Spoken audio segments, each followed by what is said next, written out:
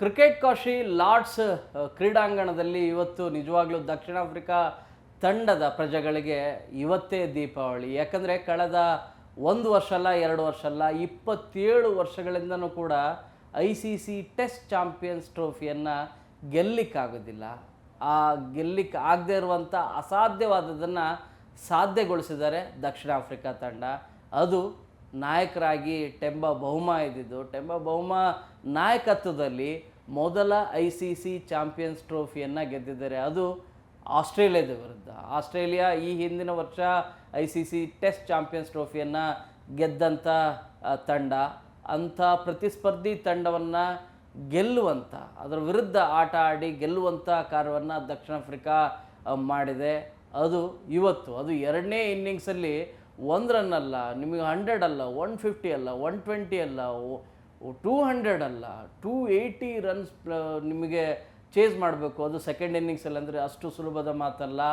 ಆ ಚೇಸಿಂಗನ್ನು ಕೂಡ ತುಂಬ ಶಕ್ತಿಯಿಂದ, ತುಂಬ ಸಾಮರ್ಥ್ಯದಿಂದ, ಅದ್ಭುತವಾದಂಥ ಬ್ಯಾಟಿಂಗ್ ಶೈಲಿಯಿಂದ ಗೆಲ್ಲುವ ಸಾಹಸವನ್ನು, ಗೆಲ್ಲುವಂಥ ಕಾರ್ಯವನ್ನು ದಕ್ಷಿಣ ಆಫ್ರಿಕಾ ತಂಡ ಮಾಡಿದೆ. ನಿಜವಾಗ್ಲೂ ಕೂಡ hats off to Dakshina Africa ತಂಡದ ಸದಸ್ಯ ಕ್ರಿಕೆಟ್ ಆಟಗಾರರೆಲ್ಲರಿಗೂ ಕೂಡ. ಇದರ ಶ್ರೇಯ ಅತಿ ಹೆಚ್ಚಾಗಿ ಹೋಗೋದು ಯಾರಿಗೆ ಅಂದರೆ, ದಕ್ಷಿಣ ಆಫ್ರಿಕಾದ ನಾಯಕತ್ವವನ್ನು ವಹಿಸ್ಕೊಂಡಿರುವಂಥ ಒಬ್ಬ ಕರಿಯ ಬ್ಯಾಟ್ಸ್ಮನ್ ಟೆಂಬಾ ಬೌಮಾ. ಟೆಂಬಾ ಬೌಮಾ ಆರಂಭದ ದಿನಗಳಿಂದನೂ ಕೂಡ, ತಾವು ಕ್ರಿಕೆಟ್ ಆಡ್ತಿದ್ದಂಥ ಆರಂಭದ ದಿನಗಳಿಂದನೂ ಕೂಡ ಸಾಕಷ್ಟು ಅವಮಾನಗಳಿಗೆ, ನಿಂದನೆಗೆ ಒಳಗಾದವರು. ತಮ್ಮ ಹೈಟ್ ಮೂಲಕ ಅವಮಾನಕ್ಕೆ ಒಳಗಾಗ್ತಾರೆ ಟೆಂಬಾ ಬೌಮಾ. ಅವರು ನೋಡೋಕ್ಕೆ ತುಂಬ ಕುಬ್ಜರ್ ರೀತಿ ಕಾಣ್ತಾರೆ.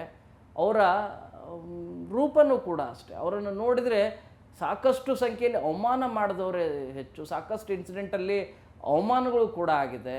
ಇಷ್ಟು ಮಾತ್ರ ಅಲ್ಲ, ಅವರು ಕೋಟಾದ ಪ್ರಾಡಕ್ಟ್ ಅಂಥೇಳಿ ಮೀಸಲಾತಿಯಿಂದ ಬಂದಂಥವ್ರು. ಯಾಕಂದರೆ ದಕ್ಷಿಣ ಆಫ್ರಿಕಾದಲ್ಲಿ ಕರಿಯ ಮತ್ತು ಬಿಳಿಯ ಅನ್ನೋದು ಹೇಗೆ, ಎಷ್ಟು ದೊಡ್ಡ ಒಂದು ಹೋರಾಟ ಆಯಿತು, ಅದರ ವರ್ಣ ತಾರತಮ್ಯ ಹೇಗಿದೆ ಅನ್ನೋದು ಎಲ್ರಿಗೂ ಕೂಡ ಗೊತ್ತಿರುವಂಥ ವಿಚಾರ. ಈಗ ಅದ್ಯಾವುದೂ ಕೂಡ ಇಲ್ಲ. ಆದರೆ ಅವಮಾನಗಳು ಮಾತ್ರ ನಿತ್ಯ ನಿರಂತರವಾಗಿತ್ತು. ಆ ಎಲ್ಲ ಅವಮಾನಗಳನ್ನು ಮೆಟ್ಟಿ ನಿಂತಹ ವ್ಯಕ್ತಿ, ತನ್ನ ಹೈಟ್ ಮೂಲಕ ಅವಮಾನಕ್ಕೆ, ತನ್ನ ರೂಪದ ಮೂಲಕ ಅವಮಾನಕ್ಕೆ, ತನ್ನ ಕೋಟಾದ ಪ್ರಾಡಕ್ಟ್ ಅಂತೇಳಿ ಮೀಸಲಾತಿಯಿಂದ ಬಂದಂಥ ಕ್ರಿಕೆಟ್ ಆಟಗಾರ ಅಂತಲೂ ಕೂಡ ಟೀಕೆಗೆ ಒಳಗಾದಂತಹ ವ್ಯಕ್ತಿ ತನ್ನ ಬ್ಯಾಟಿಂಗ್ ಮೂಲಕ ಈ ಎಲ್ಲ ನಿಂದನೆಗಳಿಗೆ, ಅವಮಾನಗಳಿಗೆ ಉತ್ತರವನ್ನು ಕೊಟ್ಟಿದ್ದಾರೆ. ಅದು ಇವತ್ತು ನಿಜವಾಗ್ಲೂ ಕೂಡ ಆ ಎಲ್ಲ ಏನು ಯಾರ್ಯಾರು ಅವಮಾನ ಮಾಡಿದ್ರಲ್ಲ ಅವರೆಲ್ಲರಿಗೂ ಕೂಡ ಸ್ಪಷ್ಟವಾದಂಥ ಉತ್ತರವನ್ನು ಕೊಟ್ಟಿದ್ದಾರೆ.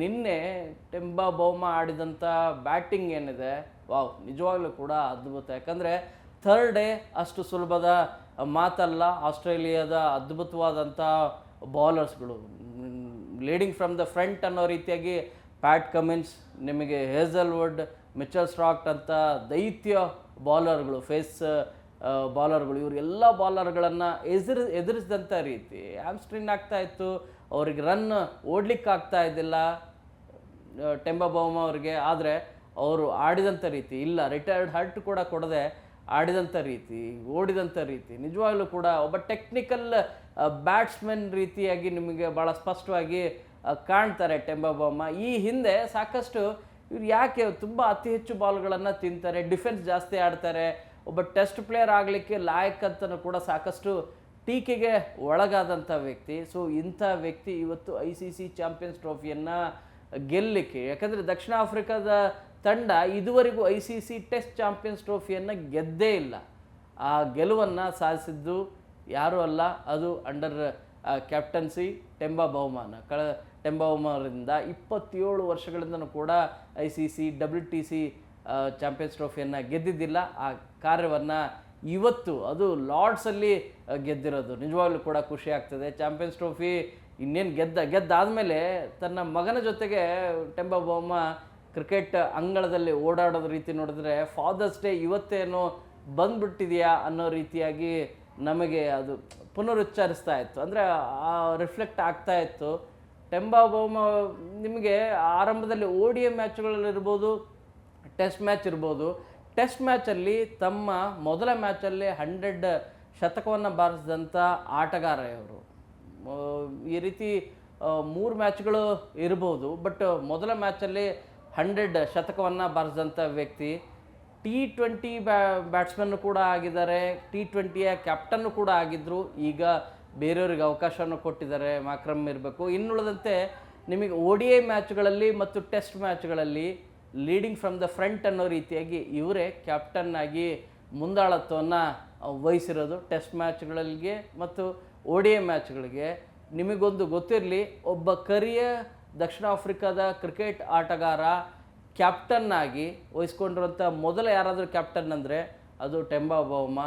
ಇಲ್ಲಿವರೆಗೂ ಯಾರೂ ಸಾಧನೆ ಮಾಡೋಕ್ಕಾಗಿದ್ದಿಲ್ಲ. ಎಂತೆಂಥ ದೈತ್ಯ ಆಟಗಾರರು, ಹರ್ಷಲ್ ಗಿಬ್ಸ್, ನಿಮಗೆ ಜಾಂಟಿ ರೋಡ್ಸ್, AB ಡಿವಿಲಿಯರ್ಸ್, ನಿಮಗೆ ಲ್ಯಾನ್ಸ್ ಕ್ಲೂಸ್ನರ್, ಎಂತೆಂಥ ಆಲ್ರೌಂಡ್ ಬ್ಯಾಟ್ಸ್ಮನ್ಸ್. ಸೊ ಇವರೆಲ್ಲ ಸಾಧನೆ ಮಾಡದೇ ಇರೋದನ್ನು ಮಾಡಿದ್ದಾರೆ ಅಂತ ಅಲ್ಲ, ಆದರೆ ಇಂತೆಂಥ ದೈತ್ಯ ಆಟಗಾರರಿದ್ದರೂ ಕೂಡ ಈ ರೀತಿ ಪ್ರತಿ ಸಾರಿ ಸೆಮಿಫೈನಲ್ ಬಂದಾಗ, ಕ್ವಾರ್ಟರ್ ಫೈನಲ್ ಬಂದಾಗ ಅಥವಾ ಫೈನಲ್ಗಳಿಗೆ ಬಂದಾಗ ಸೋತು ಸುಣ್ಣವಾಗಿ ವಾಪಸ್ ಹೋಗ್ತಾಯಿದ್ರು. ಶ್ರಮ ತುಂಬ ಚೆನ್ನಾಗಿರ್ತಿತ್ತು, ಅವ್ರ ಎಫರ್ಟ್ ಇರ್ತಿತ್ತು, ಆದರೆ ಅವರಿಗೆ ಲಕ್ ಇರ್ತಿದ್ದಿಲ್ಲ. ಲಕ್ ಇಲ್ಲದೇ ಇರೋ ಕಾರಣಕ್ಕಾಗಿ ಸೋತು ವಾಪಸ್ ಬರ್ತಾಯಿದ್ರು, ಹೋಮ್ ಗ್ರೌಂಡ್ಗಳಿಗೆ ಹೋಗ್ತಾಯಿದ್ರು, ತಮ್ಮ ತವರೂರುಗಳಿಗೆ ಹೋಗ್ತಾಯಿದ್ರು. ಬೇಸರದಿಂದನೇ ಎಷ್ಟೋ ಕ್ರಿಕೆಟ್ ಅಭಿಮಾನಿಗಳು ಅಯ್ಯೋ ಪಾಪ ಇವ್ರು ಗೆಲ್ಲಬೇಕಾಗಿತ್ತು ಅಂತಲೇ ಅಂತಾಯಿದ್ರು. ಇವನ್ ಎದುರಾಳಿ ತಂಡದವ್ರಿಗೂ ಕೂಡ, ಯಾರು ಅಭಿಮಾನಿಗಳಿರ್ತಾರೆ ಅವ್ರಿಗೂ ಕೂಡ ಅಯ್ಯೋ ಪಾಪ ಇವ್ರು ಗೆಲ್ಲಬೇಕಾಗಿತ್ತು ಅಂತಲೇ ಭಾಳಷ್ಟು ಅಂದ್ಕೊಳ್ಳೋರು. ಆ ಮೂಲಕ ಚೋಕರ್ಸ್ ಹಣೆಪಟ್ಟಿ ಏನಿದೆಯಲ್ಲ, ಇವರು ಪದೇ ಪದೇ ಪದೇ ಪದೇ ಸೋತು ಸೋತು ಸೋತು ಹಣೆಪಟ್ಟಿಯನ್ನು ಹೊತ್ಕೊಂಡ್ರು. ಇನ್ಫ್ಯಾಕ್ಟ್ T20 ಸೌತ್ ಆಫ್ರಿಕಾದ ವಿರುದ್ಧ ನಾವು ಗೆದ್ದಿದ್ದು ಅದು ನೆನಪಿದೆ. ಸೌತ್ ಆಫ್ರಿಕಾ ಇನ್ನೇನು ಗೆದ್ದೇ ಬಿಡುತ್ತೆ ಅಂತ ಅಂದ್ಕೊಂಡಿದ್ವಿ, ಬಟ್ ಇಂಡಿಯಾದ ಅದ್ಭುತ ಬಾಲಿಂಗ್ ಪ್ರದರ್ಶನದಿಂದ ಗೆಲುವು ಸಾಧ್ಯವಾಯಿತು. ಇಲ್ಲದೇ ಇದ್ದರೆ ಅದು ಕೂಡ ನಮಗೆ ಮ್ಯಾಚ್ ಹೋಗಿತ್ತು ಅಂತಲೇ ಅಂದ್ಕೊಳ್ತಿದ್ವಿ. ಯಾಕಂದರೆ ಬಾಲ್ ಟು ರನ್ ಮಾತ್ರ ಇತ್ತು ಕೊನೆಗೆ. ನಿಮಗೆ 25ರಿಂದ 35 ರನ್ ಇರುವಂಥ ಸಂದರ್ಭದಲ್ಲಿ ಆವಾಗ ಇಂಡಿಯಾ ಗೆಲ್ಲುವಂಥ ಕೆಲಸವನ್ನು, ಅಂದರೆ ಒಂದಷ್ಟು ಲಕ್ಕು ಕೂಡ ಇಂಡಿಯಾದ ಸಪೋರ್ಟ್ ಆಯಿತು. ಅವ್ರಿಗೆ ಲಕ್ ಇಲ್ಲದೇ ಇರೋ ಕಾರಣಕ್ಕಾಗಿ ಸೌತ್ ಆಫ್ರಿಕಾ ಮತ್ತೆ ಸೋಲನ್ನು ಅನುಭವಿಸ್ತು. ಇವತ್ತು ಕೂಡ ಹಾಗೆ ಆಗ್ಬಿಡುತ್ತಾ ಅಂಥೇಳಿ ಮಿಡ್ಲಲ್ಲಿ ಒಂದು ಸ್ವಲ್ಪ ಡೌಟ್ ಬಂತು. ಯಾಕಂದರೆ ನಿನ್ನೆ ಅದ್ಭುತವಾಗಿ ಬ್ಯಾಟಿಂಗ್ ಆಡಿದಂಥ ಟೆಂಬಾ ಬೌಮಾ ಮತ್ತು ಮಾಕ್ರಮ್ ಬಗ್ಗೆನೂ ಕೂಡ ಹೇಳಬೇಕು. ಇಡೀ ತಂಡದ ಇವತ್ತಿನ ಮ್ಯಾಚಿನ, ಈ ಟೆಸ್ಟ್ ಮ್ಯಾಚ್ನ ಹೈಲೈಟ್ ಅಂದರೆ ಅಡಮ್ ಮಾಕ್ರಮ್ 130ಕ್ಕಿಂತಲೂ ಕೂಡ ಹೆಚ್ಚು ರನ್ನ ಪೇರಿಸಿದ್ದಾರೆ. ಆ ಬರೋಬ್ಬರಿ 6 ಗಂಟೆಗಳ ಕಾಲ, ಅದು ಲಾರ್ಡ್ಸ್ ಕ್ರಿಕೆಟ್ ಮೈದಾನದಲ್ಲಿ ಕ್ರೀಸ್ನಲ್ಲಿರೋದಂದರೆ ಅಷ್ಟು ಸುಲಭದ ಮಾತಲ್ಲ. 3.5ರಿಂದ 4 ಗಂಟೆಗಳ ಕಾಲ ಟೆಂಬಾ ಬೌಮಾ ಇದ್ದರು. ಟೆಂಬಾ ಬೌಮಾ ಎಂತೆಂಥ ಬೌಲರ್ಗಳನ್ನು ಎದುರಿಸಿರೋದಂದರೆ ನಿಮಗೆ ಈಗಾಗಲೇ ಹೇಳಿದೆ, ಹೇಸಲ್ವುಡ್, ಮಿಚೆಲ್ ಸ್ಟಾರ್ಕ್ ಮತ್ತು ಪ್ಯಾಟ್ ಕಮಿನ್ಸ್. ಇವ್ರು ಯಾರು ಕೂಡ ಫೈನಲ್ ಮ್ಯಾಚನ್ನು ಆಡಿದ್ದಾರೆ ಅಂದರೆ ಆ ಫೈನಲ್ ಮ್ಯಾಚ್ ಗೆದ್ದಿದೆ ಅನ್ನೋ ರೀತಿಯಾದಂಥ ರೆಕಾರ್ಡ್ ಇರೋದು. ಆದರೆ ಆ ಎಲ್ಲ ರೆಕಾರ್ಡ್ಗಳನ್ನು ಅಳಿಸಿದಂಥ ಕೀರ್ತಿ ಯಾರಿಗಿದೆ ಅಂದರೆ ಈ ಟೆಂಬಾ ಬೌಮಾ ಅವ್ರಿಗಿದೆ. ಯಾಕಂದರೆ ಇವರ ನಾಯಕತ್ವದಲ್ಲಿ ಆಡಿದ ರೀತಿ ಆಸ್ಟ್ರೇಲಿಯಾದ ವಿರುದ್ಧ ಸೌತ್ ಆಫ್ರಿಕಾ ಗೆಲುವನ್ನು ಸಾಧಿಸಿದೆ. ಟೆಂಬಾ ಬೌಮಾ ಇನ್ನೊಂದು ವಿಶ್ವ ದಾಖಲೆಯನ್ನು ಕೂಡ ಮಾಡಿದ್ದಾರೆ. ಅದು ಯಾವುದು ಅಂತಂದರೆ, ಒಂದಲ್ಲ ಎರಡಲ್ಲ, ಬರೋಬ್ಬರಿ 10 ಮ್ಯಾಚ್ಗಳಲ್ಲಿ 9 ಮ್ಯಾಚ್ಗಳನ್ನು ಸತತವಾಗಿ ಗೆದ್ದಂಥ ಕೀರ್ತಿ, ವಿಶ್ವ ದಾಖಲೆ ಮಾಡಿರೋದು ಇದೇ ಟೆಂಬಾ ಬೌಮಾ. ದಕ್ಷಿಣ ಆಫ್ರಿಕಾದ ಒಬ್ಬ ಕರಿ ವ್ಯಕ್ತಿ, ಸಾಕಷ್ಟು ಅವಮಾನಕ್ಕೆ ಒಳಗಾದಂಥ ವ್ಯಕ್ತಿ. ಅವರ ಹೈಟಿಂದನೂ ಕೂಡ ಏನು ಆಡ್ತಾರೆ ಇವರು ಕ್ರಿಕೆಟ್, ಏನು ಬ್ಯಾಟಿಂಗ್ ಮಾಡ್ತಾರೆ, ಫೀಲ್ಡಿಂಗ್ ಅಂತೂ ಏನೂ ಇಲ್ಲ ಅಂತಲೇ ಕೂಡ ಭಾಳಷ್ಟು ಜನ ಅಂದ್ಕೊಂಡಿದ್ರು. ಗೂಗಲಲ್ಲಿ, ಯೂಟ್ಯೂಬಲ್ಲಿ ನೀವು ಸರ್ಚ್ ಮಾಡಿ ಟೆಂಬಾ ಬೌಮಾ ರನ್ಔಟ್ ಅಂಥೇಳಿ ನೀವು ಸರ್ಚ್ ಮಾಡಿದ್ರೆ ನಿಮಗೆ ಅವರು ಡೇವಿಡ್ ವಾರ್ನರ್ನ ಕೆಲವು ಇಂಚಸ್ಗಳು, ಜಸ್ಟ್ 1-2 ಇಂಚಸ್ಸಲ್ಲಿ ಔಟ್ ಮಾಡಿದಂಥ ರೀತಿ, ರನ್ಔಟ್ ಮಾಡಿದಂಥ ರೀತಿ ಏನಿದೆಯಲ್ಲ, ಅದು ಅದ್ಭುತವಾದಂಥ ಫೀಲ್ಡಿಂಗ್. ಇನ್ನೂ ಎಂತೆಂಥ ಅದ್ಭುತವಾದಂಥ ಕ್ಯಾಚ್ಗಳನ್ನು ಹಿಡಿದಿದ್ದಾರಂತೆ.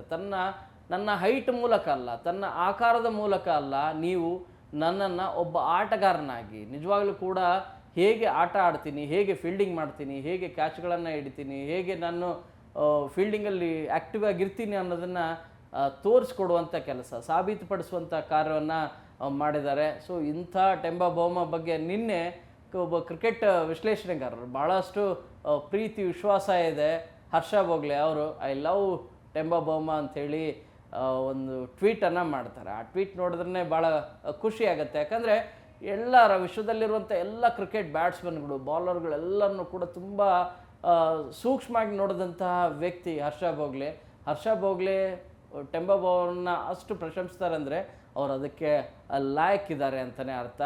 ಕ್ರಿಕೆಟ್ಗೆ ಮೀಸಲಾತಿಯಿಂದ ಬಂದಂಥ ವ್ಯಕ್ತಿ, ಆಟಗಾರ ಅಂಥೇಳಿ ಟೀಕೆಗೆ ಒಳಗಾದಂಥ ವ್ಯಕ್ತಿ. ಆದರೆ ನಾನು ಮೀಸಲಾತಿ ಕೋಟಾದಿಂದ ನಾನು ಬರುವ ಅವಶ್ಯಕತೆ ಇಲ್ಲ.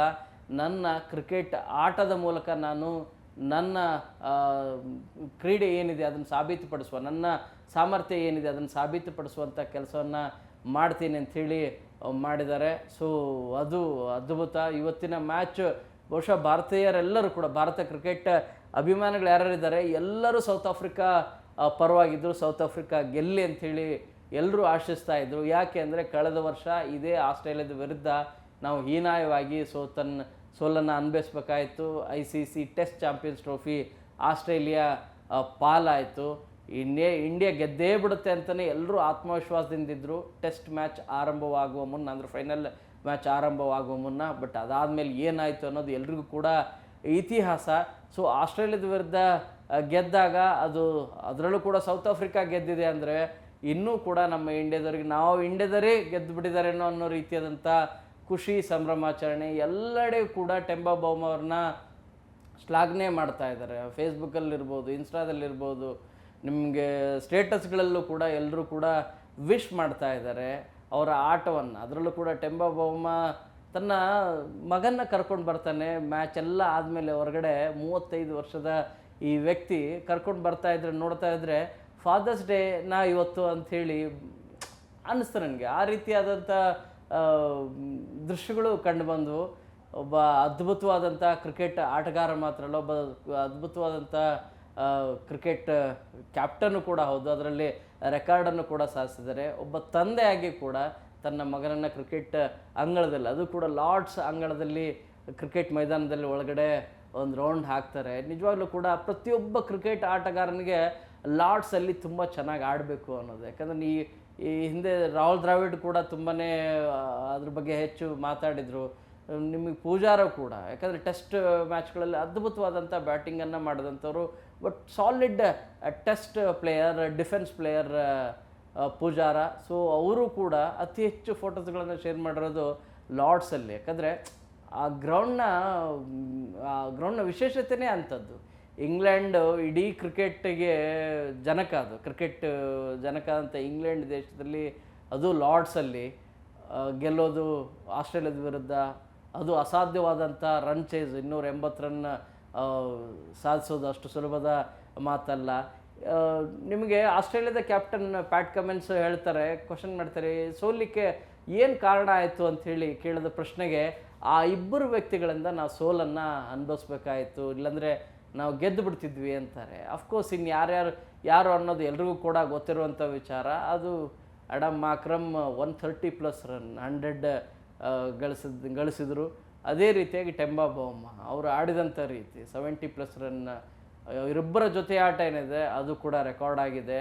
ಸೊ ಇಬ್ಬರು ಆಡಿದಂಥ ರೀತಿಗೆ ನಿಜವಾಗ್ಲೂ ಕೂಡ ನಮ್ಮ ಮ್ಯಾಚನ್ನೇ ಅವರು, ನಾವು ಗೆಲ್ಲಬೇಕಾದಂಥ ಮ್ಯಾಚನ್ನೇ ಅವ್ರ ಕಡೆಗೆ ಕರ್ಕೊಂಡು ಹೋದರು. ಇನ್ನುಳಿದಂಥ ರೀತಿ ನಿಮಗೆ ಕಗಿಸೋ ರಬಾಡನ್ನು ಕೂಡ ಅದ್ಭುತವಾದಂಥ ಬಾಲಿಂಗನ್ನು ಮಾಡಿದ್ದಾರೆ. ನಿಮಗೆ ದಕ್ಷಿಣ ಆಫ್ರಿಕಾದಲ್ಲಿ ಕರಿಯ, ಬಿಳಿಯ ಮತ್ತು ವರ್ಣಭೇದ ಏನಿದೆಯಲ್ಲ ಅತಿ ಹೆಚ್ಚು ಇರೋದು. ಈ ಹಿಂದಿನ ಇತಿಹಾಸ ನೋಡಿದ್ರೆ ನಿಮಗೆ ಗೊತ್ತಾಗತ್ತೆ. ನೆಲ್ಸನ್ ಮಂಡೇಲಾದಿಂದ ಹಿಡಿದು ನಿಮಗೆಲ್ಲದನ್ನು ಕೂಡ ನೋಡಿದ್ರೆ ಗೊತ್ತಾಗತ್ತೆ. ಬಟ್ ಆದರೆ ಅಂಥ ದೇಶದಲ್ಲಿ ಈ ರೀತಿಯಾದಂಥ ವ್ಯಕ್ತಿ ಬರೀ ಕೇವಲ ಕರಿಯ ಮಾತ್ರ ಅಲ್ಲ, ಕುಬ್ಜ ಅಂತನೂ ಅಂದ್ಕೊಂಡು, ಅಥವಾ ಅವರ ರೂಪದ ಹಿನ್ನೆಲೆಯಲ್ಲೂ ಕೂಡ ಸಾಕಷ್ಟು ಟೀಕೆ ಟಿಪ್ಪಣಿಗೆ ಒಳಗಾದಂಥ ವ್ಯಕ್ತಿ.